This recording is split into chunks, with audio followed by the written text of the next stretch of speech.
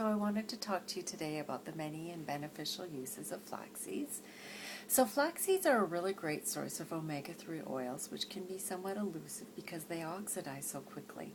So what I like to do is to take a couple of tablespoons of flax seeds, put them into the coffee grinder, grind them up, and then add them to some water or juice, or my protein powder is really great, and I drink them down. And then what I find is that it really helps with my mood.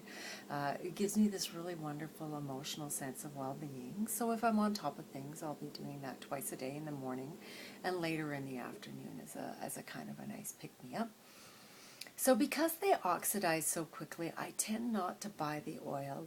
I prefer to grind up the seeds. It keeps them fresh. I had a naturopath once who recommended that as soon as you bought the oil, quickly decant it into these small film canisters right to the top, seal it up, keep them in the fridge, and then you could just use up very small amounts at a time, right? And then you wouldn't have to worry about the fact that they oxidize so quickly. So one of the other great things that you can do with flax seeds is to make a flaxseed tea. And then what you do with that is you just put a tablespoon of flax seeds, mix it in with a cup of boiling water, and let it sit for a minimum of a half an hour, and overnight is best, right? And then decant off the liquid, drink that down, and it helps. It's really wonderful for gastric disorders, like for example, or gut issues like leaky gut, for example, or colitis. It's very soothing. It's also great for constipation or any kind of eliminative issue. Every morning having this is wonderful for regularity. So that's one of the things that you can do with it, because flax seeds are actually, they're antifungal, they're antibacterial, they're antiviral.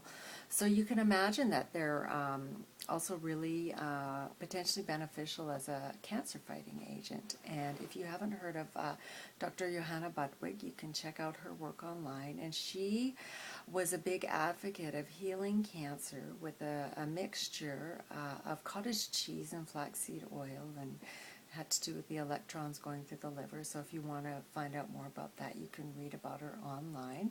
Dr. Johanna Budwig, she's got a protocol that I'm sure you can find if you search.